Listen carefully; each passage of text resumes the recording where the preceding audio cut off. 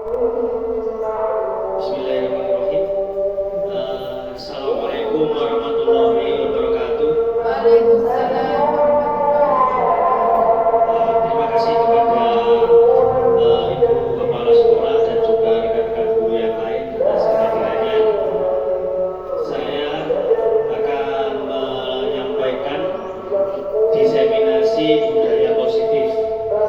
Berikut merupakan salah satu tugas yang harus saya selesaikan, yaitu melakukan diseminasi budaya positif di lingkungan sekolah atau kelas.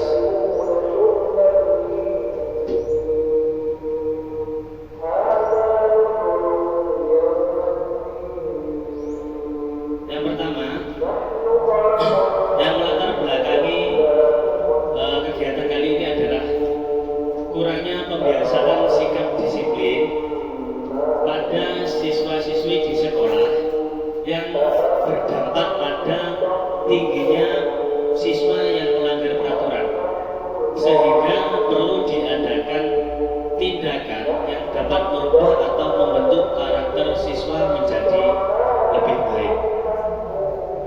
Ini yang melatar belakangi saya untuk melakukan diseminasi budaya positif berdasarkan pengamatan yang sudah saya lakukan selama sebelum jadi guru penggerak sampai saat ini. Jadi identiknya itu memang kurang pembiasaan sikap disiplin pada siswa, sehingga dampaknya adalah siswa itu melanggar tata tertib yang sudah kita laksanakan, kita terapkan. Nah, kita pada akhirnya kita perlu tindakan yang dapat secara bertahap merubah dan membentuk karakter siswa menjadi lebih baik. Salah satu materi pada CBP yaitu penerapan budaya positif. Di sini saya membuat ada 5 poin. Yang pertama itu melakukan disiplin positif dan kebijakan-kebijakan universal.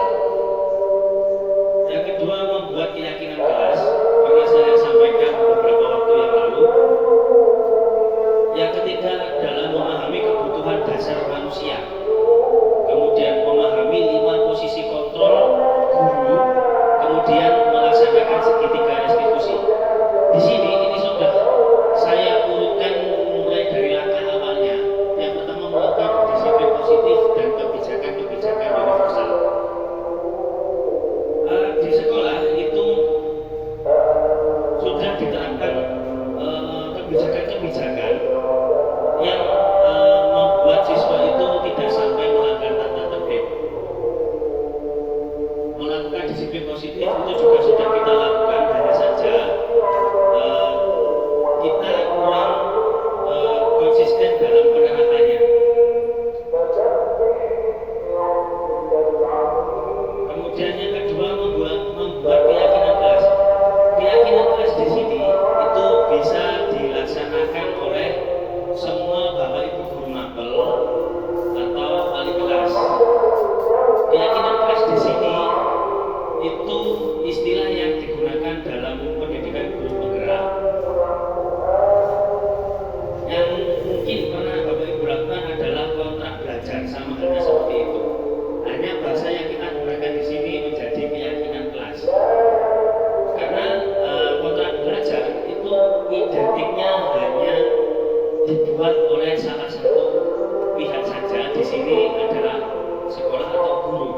Tapi keyakinan kelas itu keyakinan kelas itu deskripsinya dibuat oleh kedua belah pihak, yaitu siswa dan guru. Kemudian disesuaikan dengan peraturan yang berlaku di sekolah. Setelah itu, setelah dipilah, kemudian disepakati bersama oleh siswa dan guru yang membuat keyakinan kelas, dan juga membuat konsekuensi jika terjadi pelanggaran atau semacamnya. Yang berikutnya, memahami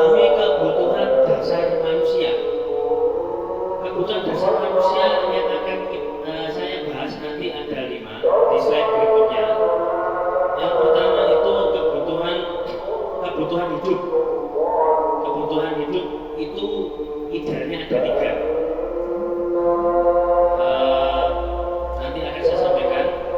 Kemudian ada kebutuhan kasih sayang dan cinta. Yang berikutnya kebutuhan pengakuan.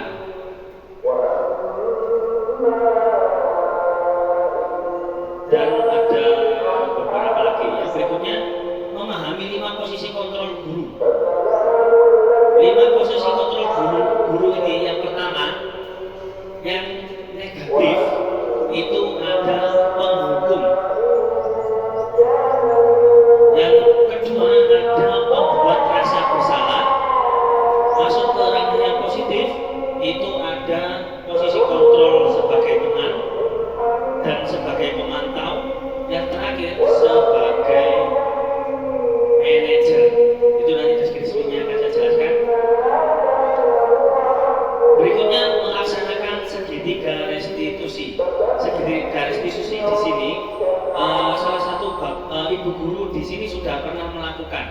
Hanya saja saya mendapatkan secara teori, kalau ibu guru di sini itu praktek secara langsung. Nah, segitiga restitusi ini ada tiga pertanyaan yang intinya itu jangan sampai membuat anak itu merasa down secara mental karena sudah melakukan pelanggaran. Begitu. Yang berikutnya ada disiplin positif dan kebijakan-kebijakan universal yang tadi di poin pertama. Disiplin positif yang merupakan unsur utama dalam terwujudnya budaya positif yang kita cita-citakan di sekolah. Jadi disiplin, kita pasti mengharapkan peserta didik kita atau siswa kita itu menerapkan budaya positif yang jadi salah satu keinginan kita sesuai visi dan misi sekolah kita. Visi misi sekolah kita itu terwujudnya itu melalui budaya-budaya positif, disiplin positif yang diterapkan sehingga visi misi tercapai sesuai dengan harapan kita semua. Yang berikutnya kebijakan-kebijakan universal. Maksudnya universal di sini itu bersifat umum dan diterima oleh semuanya. Yang berikutnya salah satunya kebajikan yang ingin dicapai oleh setiap anak Indonesia yang kita kenal dengan profil pelajar Pancasila. Kita semua sudah sering mendengar profil pelajar Pancasila dan kita sudah mulai menerapkan kegiatan-kegiatan yang berkaitan secara langsung dengan profil pelajar Pancasila. Semester kemarin kita sudah mulai membuat kegiatan dengan memunculkan profil pelajar Pancasila.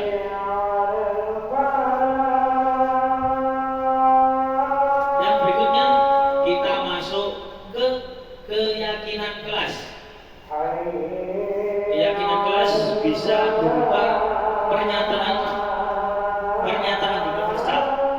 Pernyataan universal itu contohnya kalimat menggunakan kata-kata positif. Jadi di sini keyakinan kelas tidak menggunakan kata negatif seperti jangan dan tidak boleh. Jadi keyakinan kelas itu menggunakan kata-kata seperti menggerakkan atau ayo menjaga kebersihan.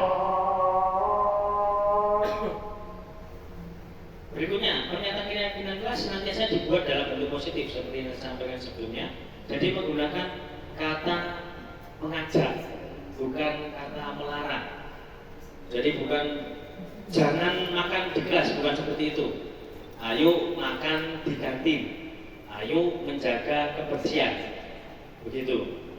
Yang berikutnya, keyakinan kelas hendaknya tidak terlalu banyak sehingga mudah diingat dan dipahami oleh semua warga kelas. Jadi keyakinan kelas itu jangan terlalu banyak tapi sudah mencakup semuanya.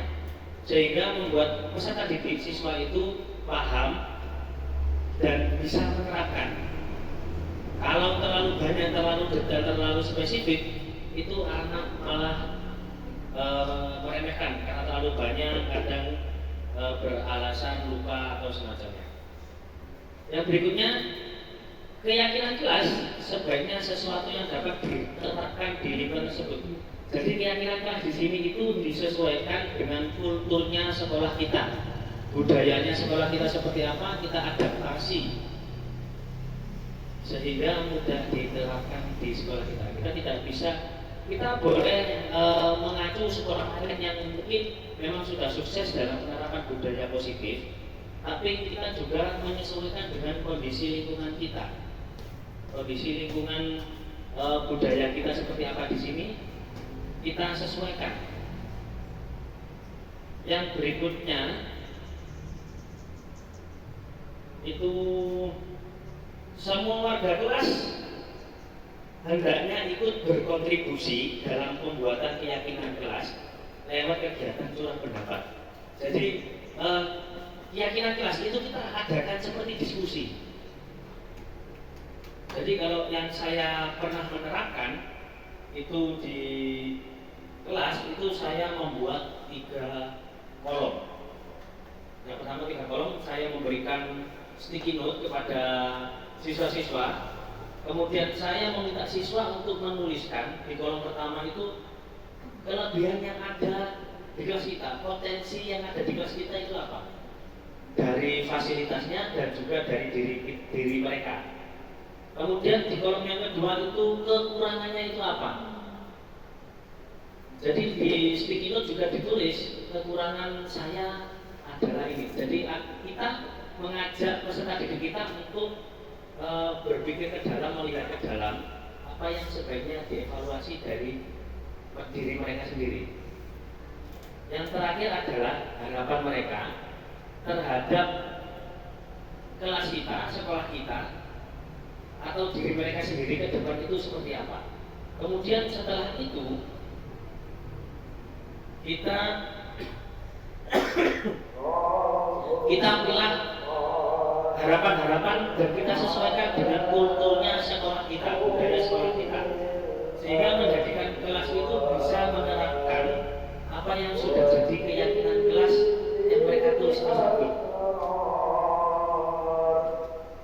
Berikut sebelumnya mungkin setelah kita menyimpulkan, menyetujui keyakinan kelas, kemudian kita melaksanakan selama kurun waktu tertentu, kita meninjau kembali keyakinan kelas tersebut, apakah sudah tercapai atau belum. Jika sudah, kita akan mengembangkannya ke arah mana lagi. Jika belum, bagian mana yang kurang maksimal dalam kita menerapkannya. Kemudian kita akan melakukan curah pendapat lagi seperti di poin sebelumnya untuk menemukan cara yang lebih efektif, efisien dalam menerapkan budaya positif dan dari keyakinan kelas. Contoh keyakinan kelas seperti yang saya sampaikan tadi, kata yang digunakan ini kalau negatif, jangan berlari di kelas atau di lorong atau koridor. Positifnya, kata yang kita gunakan adalah berjalanlah di kelas. Jadi kita tidak menggunakan kata jangan, kata tidak, kata dilarang. Jadi kita lebih ke mengajak ke arah yang kata yang kita gunakan itu lebih ke mengajak. Oke, ini yang keyakinan kelas. Kemudian 5 kebutuhan dasar manusia. Yang pertama bertahan hidup. Bertahan hidup pasti itu butuh makan, minum. Kemudian kalau manusia itu ada kebutuhan fisiologis dan juga kebutuhan biologis untuk bertahan hidup. Kemudian yang kedua adalah kebutuhan bebas, kebebasan. Kebutuhan bisa melakukan apa saja. Kebutuhan ingin melakukan sesuatu tanpa ada larangan, tapi tetap dalam batasan.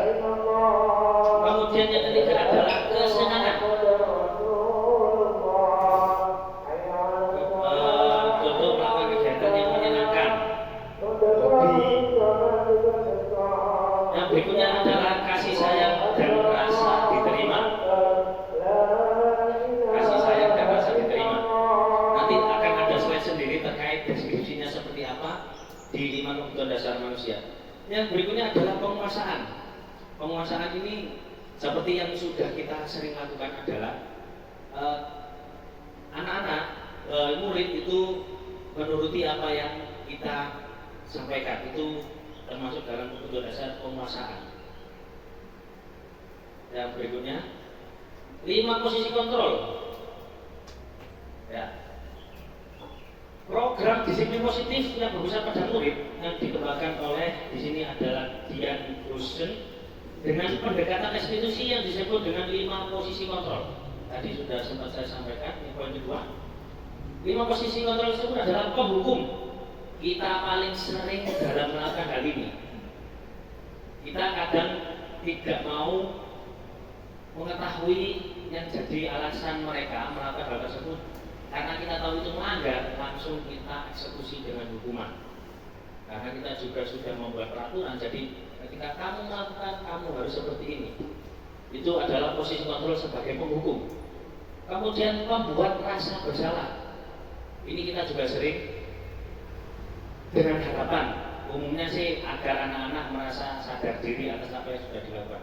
Contoh, si A melakukan pelanggaran, saya sangat kecewa sekali dengan apa yang sudah kamu lakukan. Nah, itu sudah termasuk dalam membuat rasa bersalah.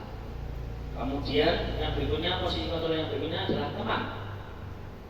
Nah, teman ini masih kita menanyakan, kenapa sih melakukan hal tersebut? Kalau bisa ya jangan. Nah, kalau teman hanya sebatas itu. Kemudian yang berikutnya adalah pemantau. Pemantau ini seperti pengingat, sama seperti teman, tapi pertanyaannya itu, kamu melanggar hal ini, hukumannya adalah berlari keliling lapangan atau membersihkan kelas atau semacamnya.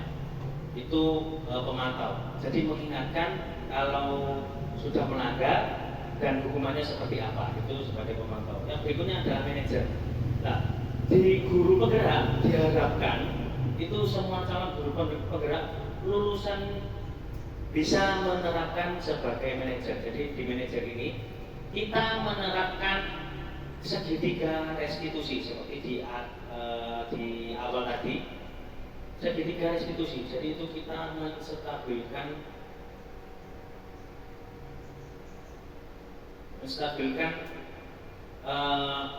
mental peserta didik kita yang melakukan pelanggaran agar tidak sampai down secara mental. Ini contoh 5 posisi kontrol sebagai penghukum. Menyakiti karena langsung kita mengeksekusi sebagai bentuk hukuman. Kemudian menyindir. Dulu sebelum masuk di pendidikan guru penggerak itu saya sering menerapkan sebagai penghukum. Saya menyadari ketika membaca materinya, wah ternyata saya menerapkan sebagai penghukum.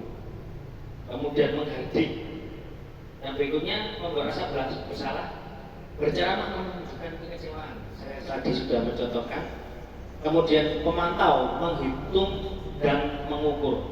Jadi kita tahu siapa yang sudah melakukan pelanggaran berapa kali, konsekuensinya adalah ini, hukumannya adalah ini. Itu sebagai pemantau. Kalau teman, kita terkesan rotot belani, membuat alasan-alasan untuk murid.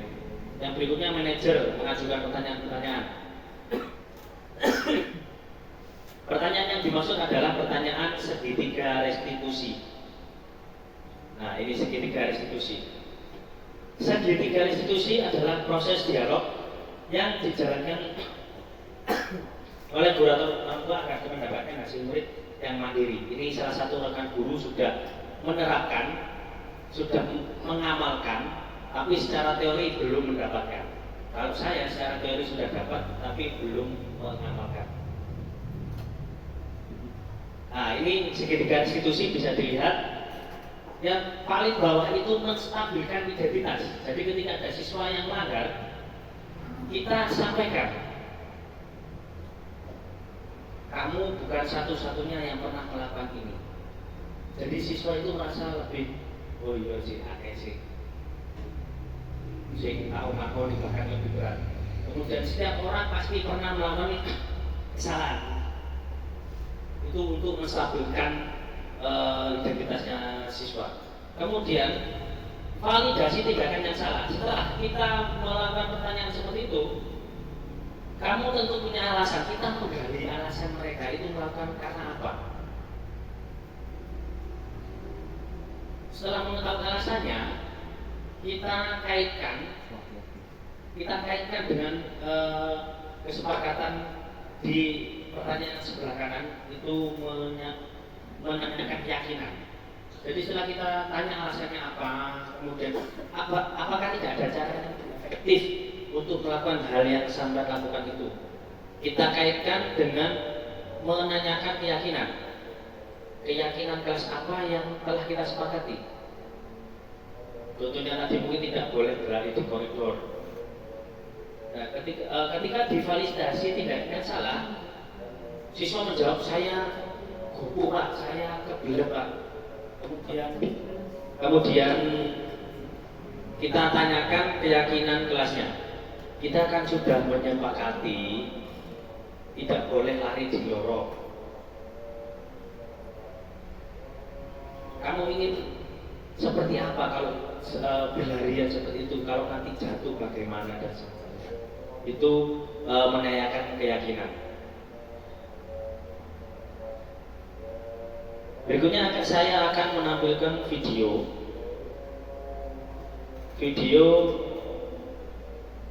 5 posisi kontrol.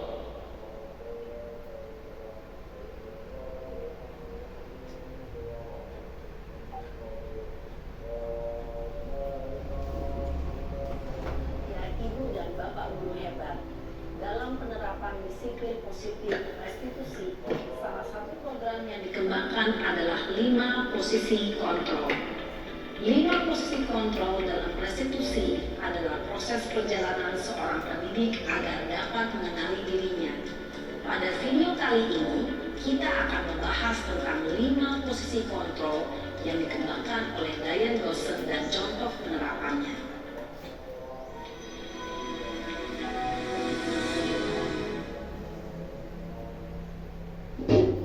Posisi kontrol itu adalah 1. Posisi penghukum, 2. Posisi pembuat merasa bersalah, 3. Posisi teman, 4. Posisi pemantau atau monitor, dan 5. Posisi manajer. Untuk lebih memahami kelima posisi tersebut, mari kita saksikan kasus Naren yang terlambat hadir 20 menit di sekolah dan melihat bagaimana kelima posisi kontrol dalam menghadapi masalah tersebut.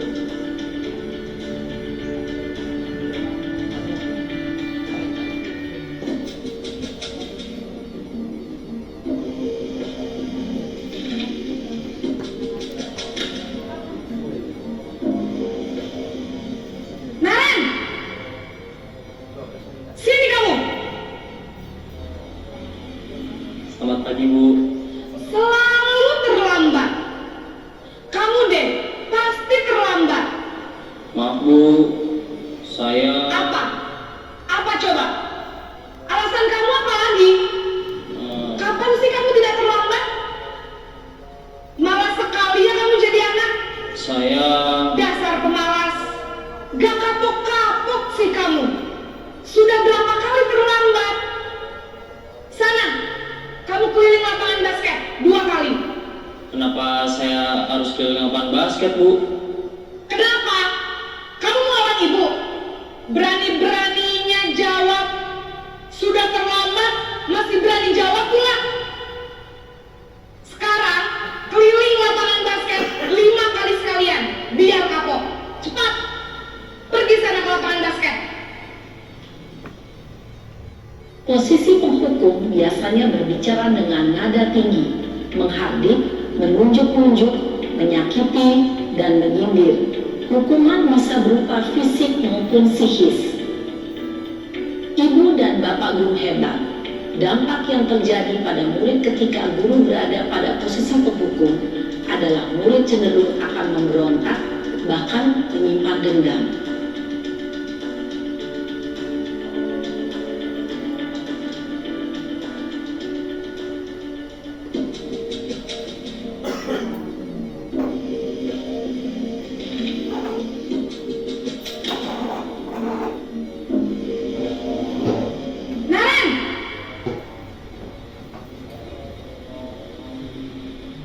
Selamat pagi, Bu.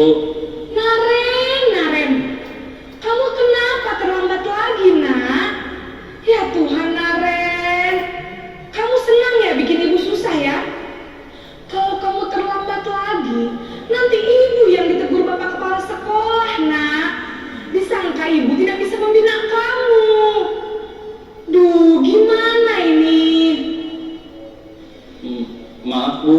Duh, Gusti Naren, kamu suka ya kalau ibu ditegur bapak kepala sekolah?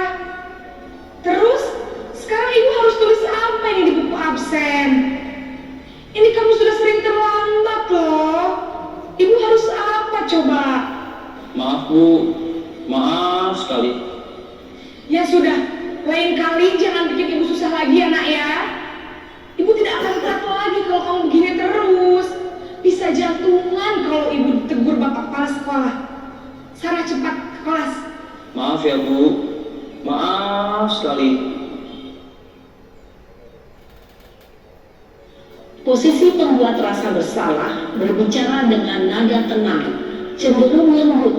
Namun kata-kata yang diutarakan membuat murid merasa menjadi orang yang gagal, memandang buruk dirinya sendiri, merasa tidak berharga, dan tidak sanggup membahagiakan orang lain. Ketika guru mengambil posisi pembuat rasa bersalah, murid akan menganggap dirinya yang bersalah dan ia akan menyimpan emosi negatif tersebut di dalam dirinya.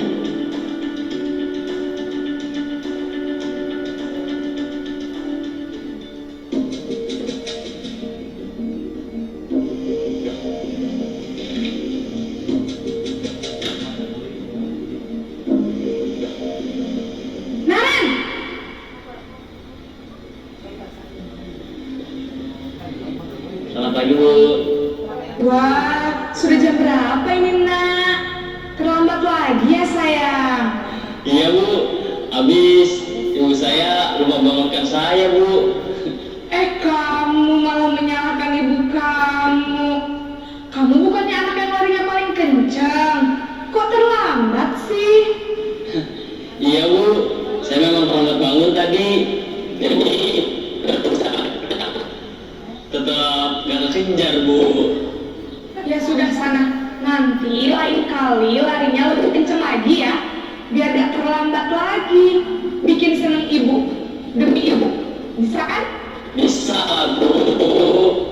Ya sudah, sana masuk kelas. Ibu beresin urusan absen kamu. Kamu ini ada-ada saja. Dalam posisi teman, guru berbicara dengan nada suara ramah, akrab, cenderung bersenda gurau untuk menjaga suasana tetap santai. Murid akan merasa senang, aman, dan akrab dengan guru. Identitas yang tercipta adalah identitas sukses atau berhasil. Namun, perlu diingat, karena ini masih dorongan eksternal, maka ada faktor ketergantungan dari murid kepada orang tertentu. Di sini guru absennya, sehingga di lain waktu murid bisa berperilaku baik, namun hanya kepada orang-orang tertentu saja.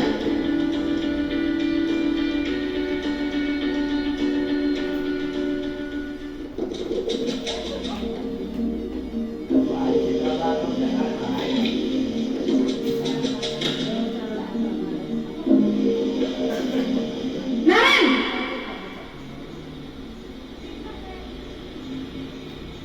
Selamat pagi, Bu. Naren, apa peraturan sekolah kita tentang jam berapa kita harus masuk sekolah, nak? Kita harus di sekolah jam 7, Bu. Iya betul, sekarang sudah jam 7.20. Naren sudah tahu konsekuensinya jika terlambat hadir. Paham, Bu. Saya harus tinggal kelas pas jam istirahat. selama 20 menit. Ya benar, konsekuensinya demikian. Jadi nanti jam 9.30 pas istirahat, kamu harus tinggal di kelas, kerjakan tugas tambahan untuk ketertinggalan kamu, ya? Baik Bu. Posisi pemantau mengandalkan penghitungan atau data untuk mengontrol murid. Guru mengarahkan murid berdasarkan peraturan dan konsekuensi. Seorang pemantau menunjukkan bahasa tubuh dan ekspresi wajah yang datar dan cenderung formal.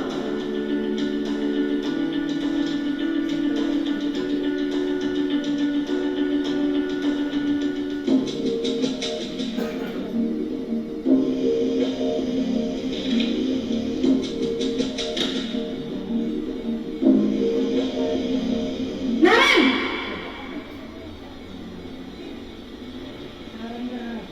Selamat pagi Bu. Selamat pagi Naren. Maaf Bu, saya terlambat. Iya, sekolah masuknya jam 7, sekarang sudah jam 7.20. Jadi sekarang bagaimana ini Naren? Maaf Bu, saya lupa setel alarm saya semalam. Baiklah, menurut kamu, keyakinan sekolah yang mana yang perlu kamu tingkatkan? Menghargai diri sendiri dan orang lain mungkin ya Bu. Setuju. Jadi, apakah Naren meyakini prinsip saling menghormati tersebut? Iya Bu, saya meyakininya. Apakah Naren bersedia memperbaiki masalah keterlambatan ini? Bersedia Bu. Bagaimana kamu akan perbaiki masalah keterlambatan ini? Saya akan coba untuk tidak lupa menyetel alarm saya Bu. Baik, kalau Naren lupa menyetel alarm di rumah, ada orang yang kira-kira bisa bantu mengingatkan tidak? Ada Bu, kakak saya, Kak Emma. Ada lagi selain Kak Emma? Selain Kak Emma, ada ibu saya. Baik, jadi yang mengingatkan Naren adalah Kak Emma dan ibu kamu ya? Kira-kira akan mulai setel alarm kapan nih Naren? Setelah pulang sekolah, akan segera saya lakukan. Baik, jadi Naren akan setel alarm untuk bangun besok pagi dan akan diingatkan oleh kakak dan ibunda Naren ya. Ada lagi yang mungkin perlu dilakukan Naren agar tidak terlambat bangun lagi? Tidak ada Bu. Baik Naren, terima kasih untuk kerjasama kamu. Sekarang kamu perlu kembali ke kelas untuk belajar. Baik Bu, terima kasih. Posisi manajer adalah posisi kontrol yang disarankan untuk membimbing murid memiliki sikap disiplin yang positif, yaitu murid yang mandiri, bertanggung jawab, dan dapat memecahkan masalah. Tujuan dari posisi ini adalah agar murid dapat berefleksi atas tindakannya.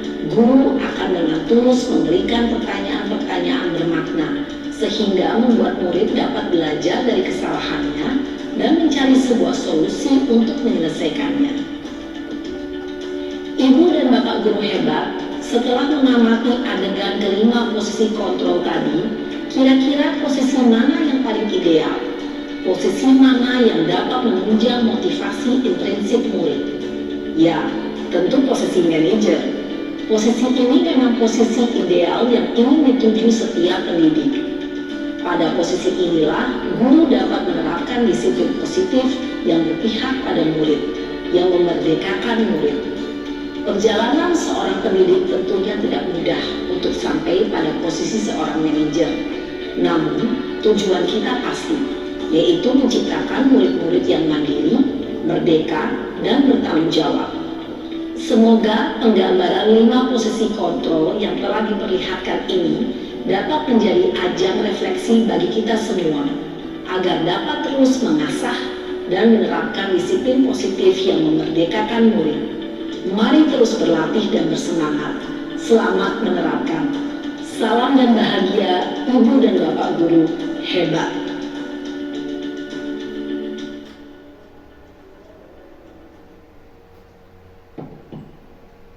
Itu tadi adalah gambaran 5 posisi kontrol yang penerapannya mungkin Bapak Ibu guru sudah mengetahuinya. Nah, berikutnya adalah penerapan segitiga restitusi yang sudah saya lakukan.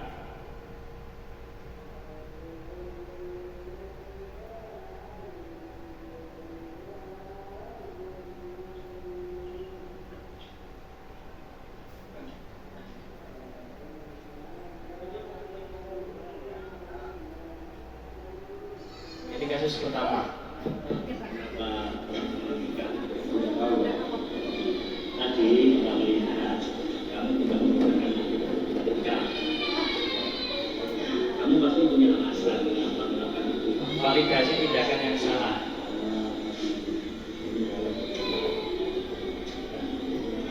Setiap orang pasti melakukan kesalahan. Kamu bukan satu-satunya yang melakukan kesalahan itu. Ada cara yang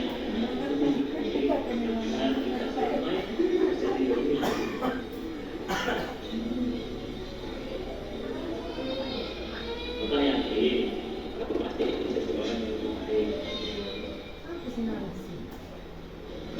Kamu ingat kesepakatan ketika Bapak berada di kelas.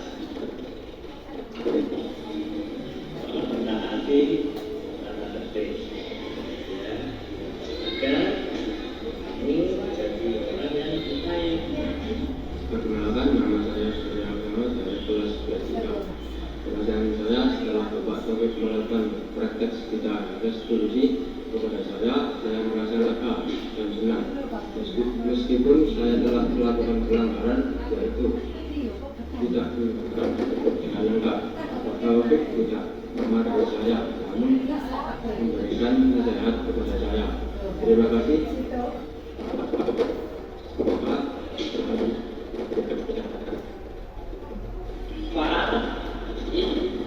sekarang jangan istirahat. Nanti ke ruangan saya ya.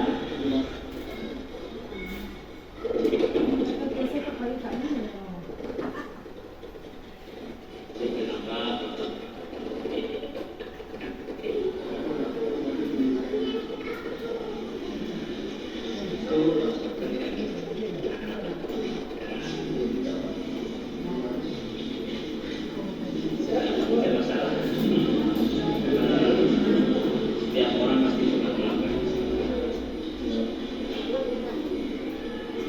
Setelah mengetahui jika itu hal yang tidak benar, apa yang kita lakukan?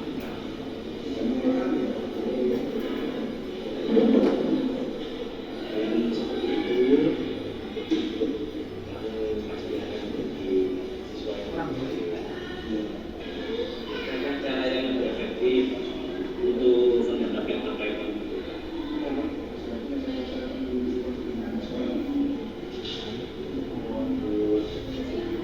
Perkenalkan, nama saya Muhammad Alam dari kelas 11-3. Perasaan saya setelah Bapak Taufik melakukan praktek seketika restitusi kepada saya merasa lega dan senang. Meskipun saya telah berbohong, yaitu izin ke kamar mandi tadi malam pergi ke kantin, Bapak Taufik tidak memarahi saya, namun memberikan nasihat kepada saya. Terima kasih Bapak Taufik, semoga selalu diberikan kesehatan.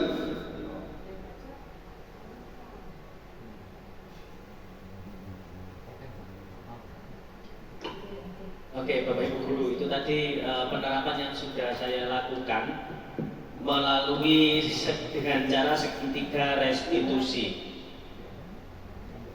Jadi seperti pada slide yang ini, kita yang pertama adalah menstabilkan identitas peserta didik agar ketika sudah jelas-jelas melakukan pelanggaran, kita tidak secara langsung menghancurkan mentalnya, bahasanya seperti itu.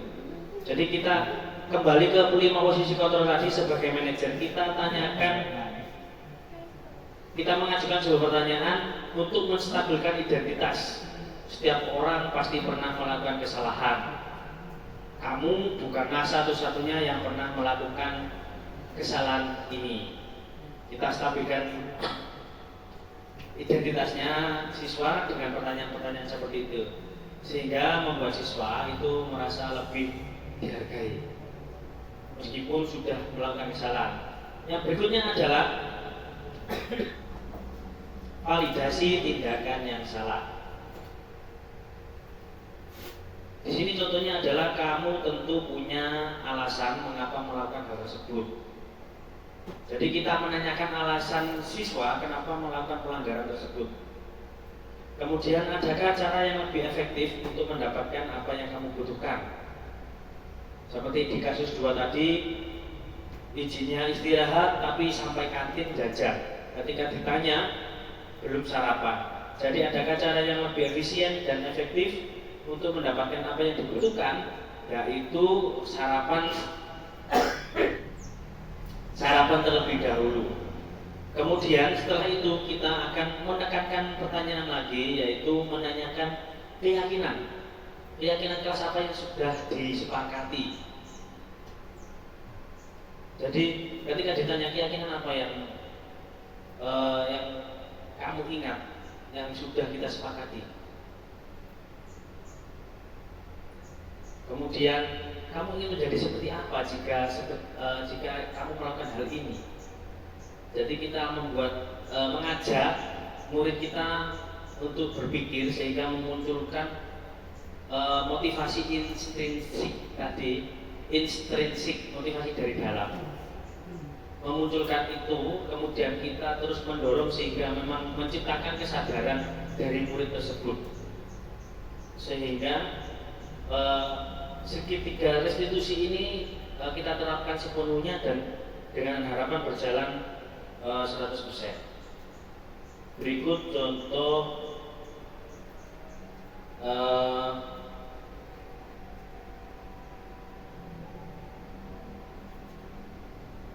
sebentar.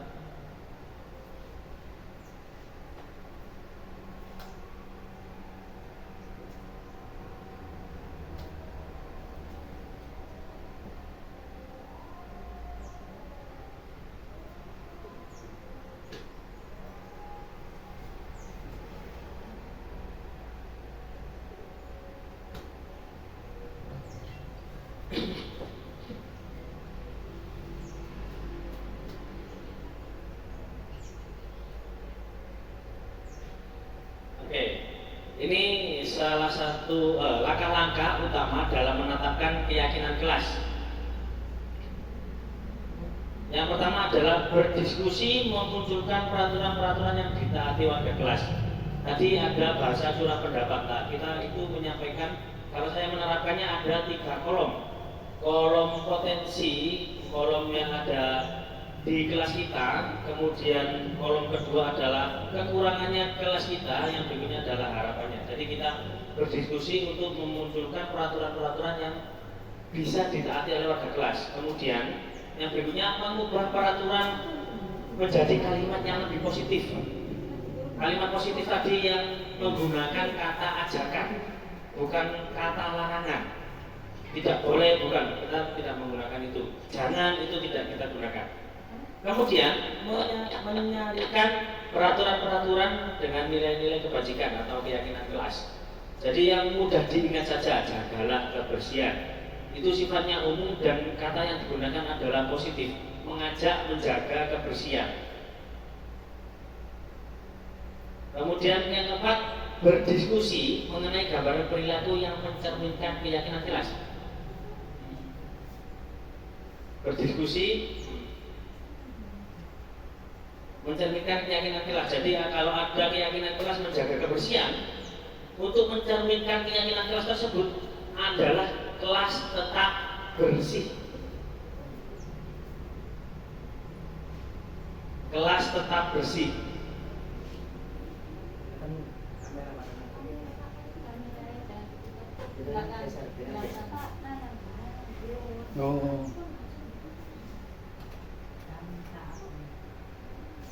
Berikutnya adalah berdiskusi mengenai peran seluruh warga. Jadi setelah itu semua kita sampaikan bagaimana peran seluruh warga untuk menjaga keyakinan kelas tersebut. Setelah itu meninjau seperti yang sudah saya sampaikan tadi. Setelah terlaksana kita evaluasi apakah keyakinan kelas ini sudah terlaksana 100%, jika belum itu bagian mana, jika sudah bisa dikembangkan ke arah mana. Oke, yang berikutnya ini tadi 5 kebutuhan dasar: kesenangan, cinta dan kasih sayang, kebebasan, penguasaan dan bertahan hidup. Oke. 3 tahapan melakukan restitusi tadi juga sudah. Ini urutannya yang stabilkan. menstabilkan, memvalidasi tindakan yang salah dan menyanyiakan keyakinan. Ini sudah urut dari 1, 2, dan 3. Nah, ini contoh, ada contoh tujuannya dan juga contoh responnya. Mari kita praktekkan. Oke, sudah. Itu adalah diseminasi budaya positif yang saya sampaikan di lingkungan sekolah tempat saya bekerja. Ya. Jadi Bapak Ibu Guru, setelah saya menyampaikan ini, mensosialisasikan budaya positif yang sudah saya buat, memberikan contoh videonya juga, dan juga memberikan contoh video penerapan di sekolah juga. Sekarang kita ice breaking dulu. Ice breaking ini salah satu cara agar kita itu tetap terjaga, tetap fokus. Ya, jadi ice breakingnya seperti ini. Saya akan membuat sebuah cerita. Di cerita tersebut nanti silakan dilanjutkan semuanya. Jadi semuanya nanti bagian link. Ini contoh ya. Mengarang. Oke. Jadi contoh saya. Pada suatu hari saya sedang memancing di Sungai Brantas. Titik dilanjutkan oleh teman guru yang lain. Di Sungai Brantas saya memancing menggunakan pohon atau menggunakan sendok. Jadi lebih menarik gitu loh. Cerita yang aneh tapi membuat kita itu bisa kembali fokus. Bisa dipahami ya Bapak Ibu Guru? Bisa. Oke, kita coba. Kita urutannya seperti ini ya. Terus terakhir Bu Ayu closingnya. Oke, saya awali dulu. SPG-nya ya. Pada suatu hari saya sedang jalan-jalan di Sunrise. Silakan dilanjutkan. Di Sunrise saya karena jalan ke Sunrise, jadi saya ingin naik eskalator dari atas, lihat-lihat dulu di sana, terus ke bawah. Lanjut, begitu. Yang lebih menarik lagi ceritanya ya, di luar Nurul. Sebenarnya sih waktu itu saya nggak bawa uang saku. Iya. Jadinya ya cuci mata aja. Oh, cuci mata aja. Oke. Lanjut. Dari cuci mata nggak sengaja saya melihat cowok kuali Wah. Sayangnya sudah bergandengan dengan cewek. Oh, oke, lanjut. Cewek yang bersama saya waktu ke Sunrise ternyata punya cowok di situ. Oke. Punya cowok. Punya cowok. Saya waktu di Sunrise itu tidak punya gandengan cowok, tapi saya gandengan cewek saja. Oh, oke, lanjut. Lanjutkan cerita ini. Silakan mengarang bebas.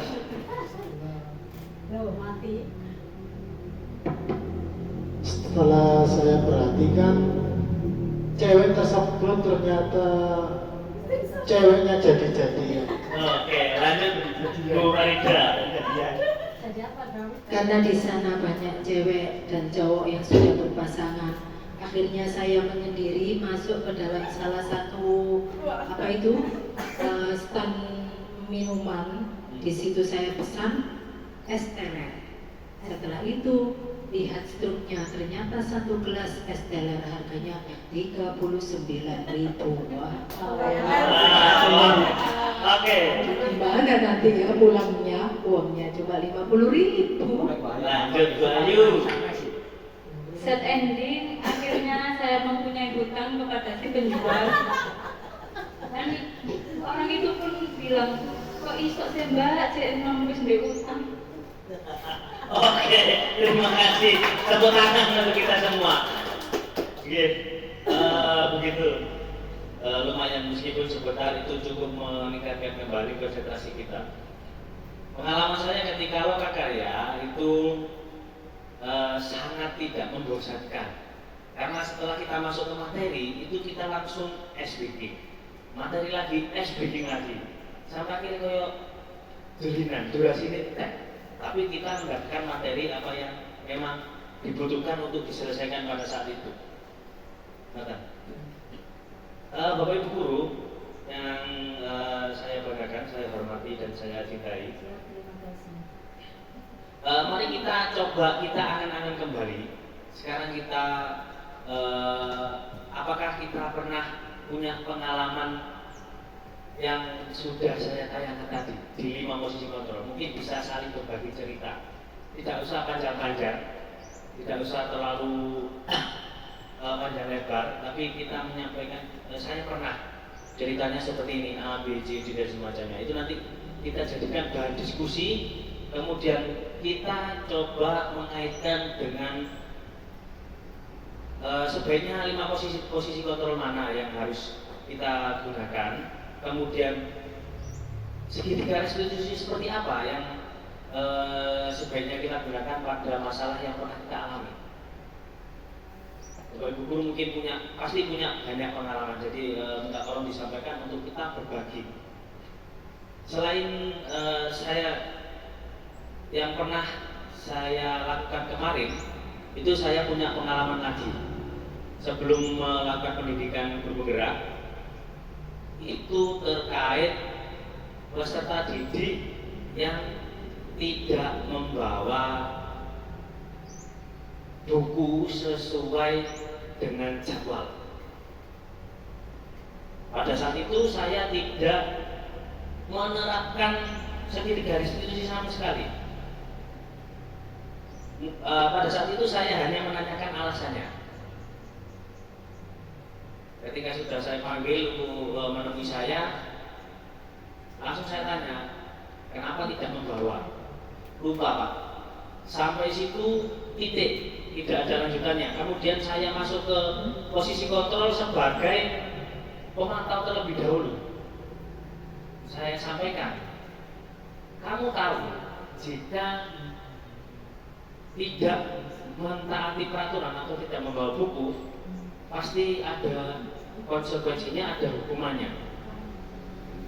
Siswa tersebut sebenarnya menyadari hal tersebut.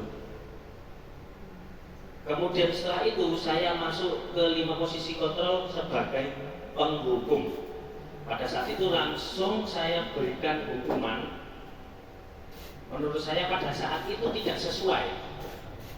Tapi karena saya belum mendapatkan materi yang di sini, jadi langsung saya berikan hukuman secara fisik.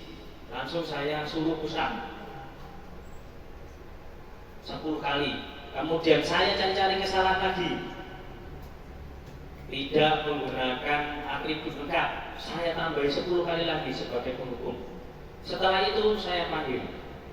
Saya masuk di posisi kontrol sebagai pembuat rasa bersalah. Saya sampaikan pada saat itu, apa kamu tidak memikirkan orang tuamu ketika melakukan hal seperti ini? Anak itu menjawab, merespon, ya sakno Pak, tapi kulo dhewe seperti ini. Dia menjawab seperti itu. Kemudian setelah itu, anak tersebut masuk ke dalam catatan saya. Dengan harapan nanti ke depan ada perubahan setelah apa yang sudah saya lakukan. Nah, Bapak Ibu guru yang lain pasti pernah mendapatkan pengalaman yang seperti itu, kemudian secara langsung merespon apa yang harus dilakukan. Mungkin bisa bercerita, nanti akan saya bantu untuk menghubungkannya dengan materi yang saya sampaikan. Mic-nya satu lagi gimana? Mic. Oh ya, mic-nya kaget toh. Oke, Bapak Ibu guru siapa yang ingin berbagi cerita, mungkin bisa membantu rekan-rekan yang lain dan akan saya kaitkan dengan materi yang saya sampaikan kali ini. Oke, terima kasih Bu. wabarakatuh. Waalaikumsalam. Terima kasih atas kesempatan yang diberikan kepada saya menanggapi tentang materi yang tadi sudah kita pelajari bersama-sama. Pada prakteknya itu seringkali saya menemukan mereka tidak bisa mengingat apa yang sudah menjadi kesepakatan sebelumnya. Seringkali sudah dilakukan sosialisasi mengenai kesepakatan-kesepakatan tersebut. Sosialisasi sanksi apa yang akan diperoleh jika pelanggaran tersebut dilakukan. Tetapi pada saat pelanggaran itu terjadi, ada beberapa anak itu yang kalau ditanya jawabnya, kamu tahu kesalahanmu apa? Iya bu. Apa? Baju tidak masuk bu. Terus sanksinya apa? Konsekuensinya apa? Diingatkan saja bu. Masa diingatkan toh? Kalau sudah 3 kali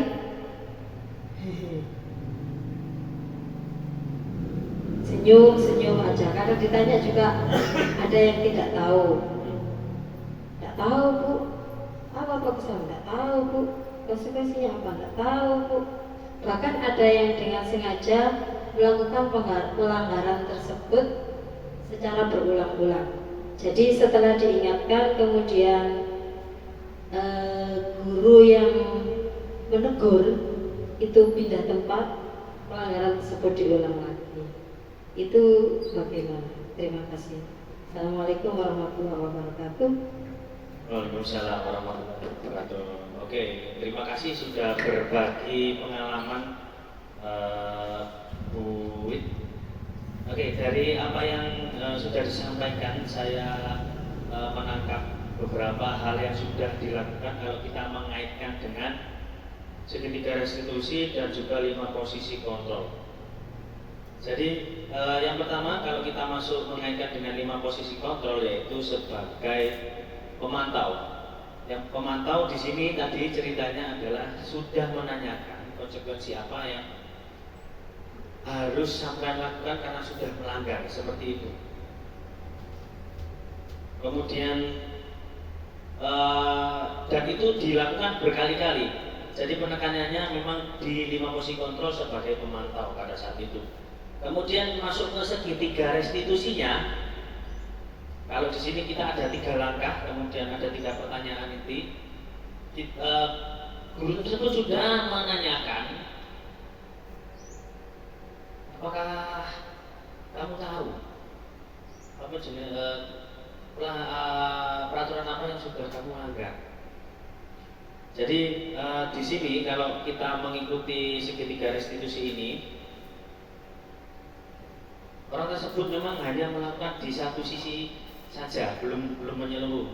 Itu hal yang wajar karena saya juga dulu seperti itu.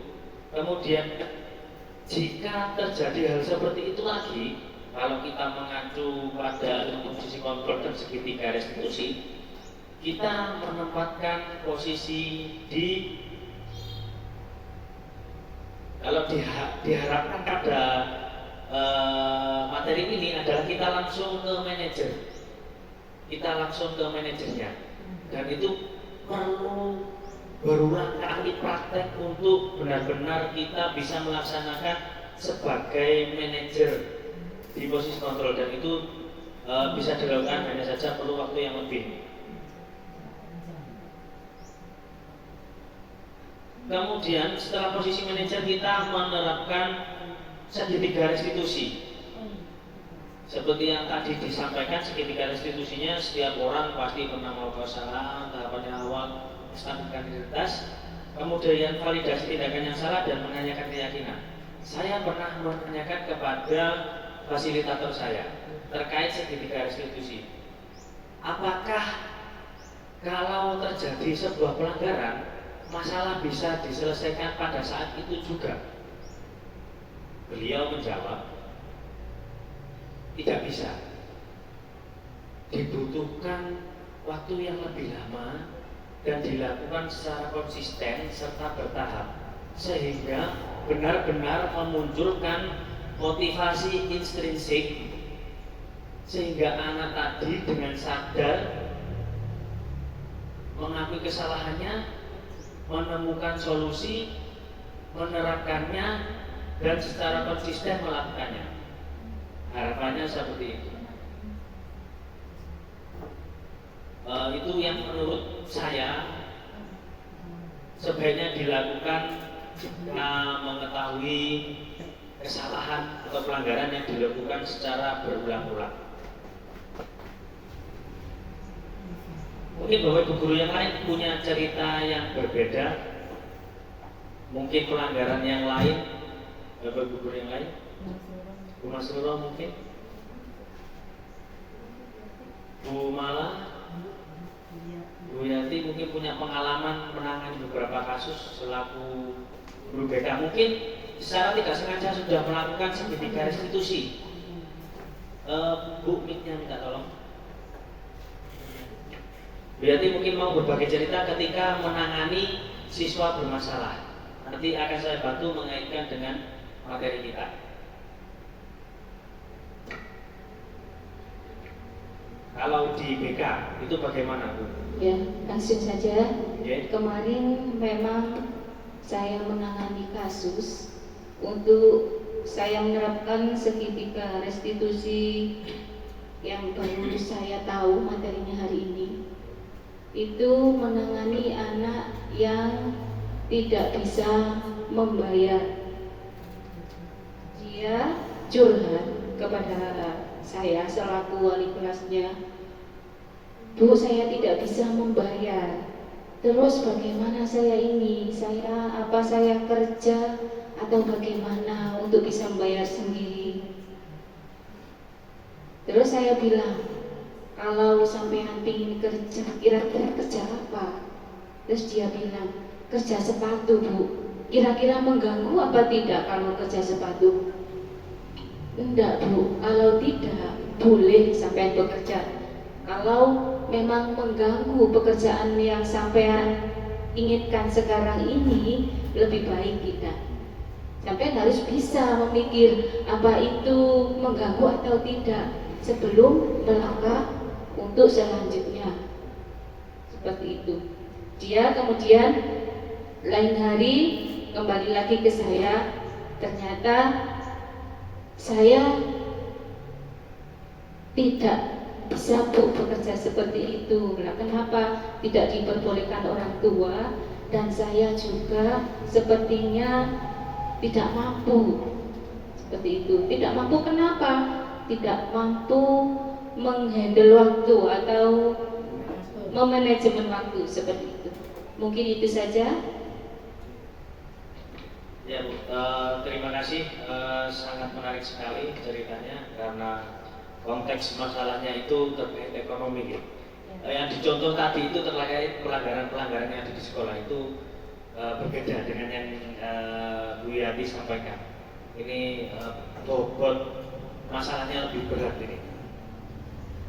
Kalau saya mengamati, mendengarkan apa yang disampaikan, Bu Yati sudah menempatkan posisi kontrol sebagai manajer. Ini kalau menurut saya sebagai manajer, mengajukan pertanyaan-pertanyaan, menstabilkan identitas dan tidak menjustifikasi peserta didik. Bu Yati sudah menerapkan, meningkatkan keyakinan, membuat peserta didik tersebut menyadari apa yang dilakukannya itu, mengajak untuk berpikir apakah hal tersebut mengganggu atau tidak. Itu sudah termasuk dalam langkah segitiga restitusi, yaitu menanyakan keyakinan. Dan peserta didik tersebut juga merespon, dia juga ternyata sudah berpikir, ternyata saya tidak mampu untuk memanajemen waktu. Dan apa yang harus dilakukan sebagai guru dalam menangani konteks masalah tersebut, kita sebisa mungkin berusaha untuk menerapkan 5 posisi kontrol sebagai manajer. Kemudian kita juga sama menerapkan segitiga restitusi, menstabilkan identitas, validasi tindakan yang salah, dan menanyakan keyakinan. Karena kita pasti menyadari prioritasnya anak dengan usia produktif adalah sekolah. Kalau pertimbangannya ekonomi, kita sebagai bapak ibu guru menyarankan untuk membantu orang tua, tapi di luar jam sekolah atau jam wajibnya anak tersebut. Jadi memang benar-benar di waktu luang saja yang boleh dilakukan untuk membantu pekerjaan dari orang tua. Kalau menurut saya seperti itu. Meskipun asli itu area sekolah tidak boleh bekerja, tapi dalam lingkungan kita yang mayoritas ekonominya di bawah itu, kita sesuaikan peraturan-peraturan yang ada di sekolah dengan kulturnya yang ada di sini, sehingga anak-anak itu merasa nyaman sekolah, juga bisa membantu keluarga di rumah. Begitu Bapak Ibu guru, itu yang Bu Yati sampaikan. Kemudian saya kaitkan dengan materi yang sedang kita bahas bersama di sini. Yang terakhir mungkin satu kisah lagi dari Bapak Ibu yang kelas guru yang lain. Mungkin ada satu lagi, kemudian kita akhiri.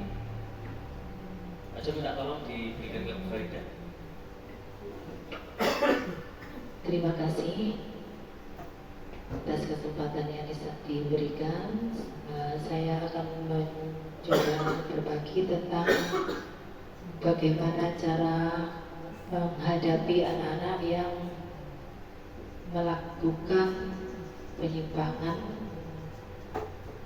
terhadap peraturan atau kedisiplinan sekolah. Seperti kami contohkan, pernah ketika di dalam kelas itu berkata kotor, ya. Jadi kami memberikan konsekuensinya itu dengan bermacam variasi sesuai dengan bentuk penyimpangannya. Jadi misalnya kalau misalnya anaknya itu berkata kotor, kami panggil ke depan. Bagaimana seperti kita sepakati bersama, kalau ada yang berkata kotor ketika di dalam kelas ataupun di luar kelas, teman-teman yang lainnya biasanya itu membantu menjawab sebelum yang bersangkutan itu menjawab. Nah, biasanya itu kalau ada teman-temannya yang menjawab, si anak itu saya tanya apa ya, agak pelan gitu. Pokoknya anak-anak itu kalau seperti itu tidak ditangani, yang lain nanti iri ataupun juga nanti ketularan. Sehingga selalu saya panggil meskipun berulang kali, meskipun nanti lagi saya panggil lagi. Akhirnya nanti setidak-tidaknya itu dia menjaga ketika ada saya saja. Itu contohnya, bagaimana kalau waktu saya kamu berkata kotor, membaca istighfar 100 kali, ya silakan dihitung dengan keras pelan-pelan. Kalau tidak nanti malah dilibatkan 2 kali. Siap? Siap Bu. Kadang ya juga memilih ini aja Bu, saya memilih itu berjemur di halaman. Jadi saya bebaskan untuk memilih konsekuensi apa yang mereka kehendaki, sehingga tidak seperti menjadi saya yang menekan untuk melaksanakan konsekuensi itu. Begitu. Terima kasih. Terima kasih Bu Farida atas berbagi kisah dan pengalaman dalam menangani peserta didik untuk menciptakan budaya positif. Kalau saya mencermati lagi apa yang sudah Bu Farida itu, kalau kita melihat di 5 posisi kontrol, beliau itu masuk dalam pemantau. Jadi tidak dibekuk, tidak membuat rasa bersalah, tapi di pemantau. Kemudian juga masuk di manajer karena mengajukan pertanyaan-pertanyaan yang tidak menyudutkan. Jadi lebih ke membuat anak itu berpikir, apakah yang saya lakukan termasuk pelanggaran ini itu pelanggaran seperti apa. Jadi masuk ke manajer itu juga menanyakan konsekuensi apa, keyakinan apa, dan sudah menerapkan segitiga restitusi. Dan itu cukup bagus sekali dan berdampak seperti yang disampaikan. Anak-anak secara sadar ketika melakukan pelanggaran itu langsung melakukan konsekuensinya, karena merasa dengan apa yang disampaikan Bu Farida itu peserta didik itu dengan sukarela meskipun melanggar itu melakukan konsekuensinya itu dengan sadar, sukarela, tanpa ada paksaan sama sekali. Dan menurut saya itu sudah masuk ke ranahnya segitiga restitusi.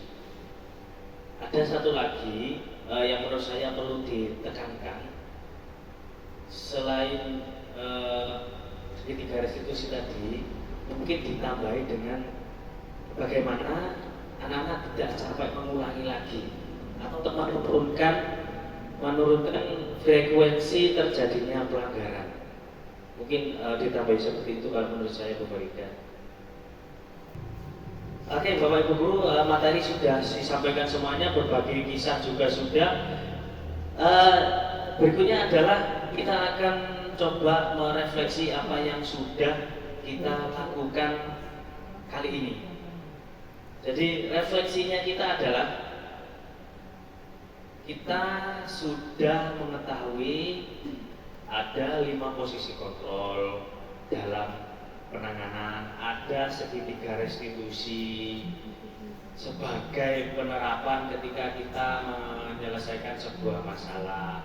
Kemudian ada berbagai kisah yang sudah dilakukan sehingga kita punya pengalaman lebih bagaimana menyelesaikan sebuah masalah yang terjadi. Itu refleksi yang bisa kita simpulkan pada kegiatan kita hari ini. Sekali lagi terima kasih atas waktunya, atas perhatiannya. Sebelum saya tutup, mari kita berdoa semoga dipenuhi keberkahan dan manfaat untuk kita ke depannya. Amin ya rabbal alamin. Amin. Berdoa menurut keyakinan masing-masing. Berdoa mulai. Selesai. Terima kasih sekali lagi. Saya akhiri. Wassalamualaikum warahmatullahi wabarakatuh. Waalaikumsalam warahmatullahi wabarakatuh.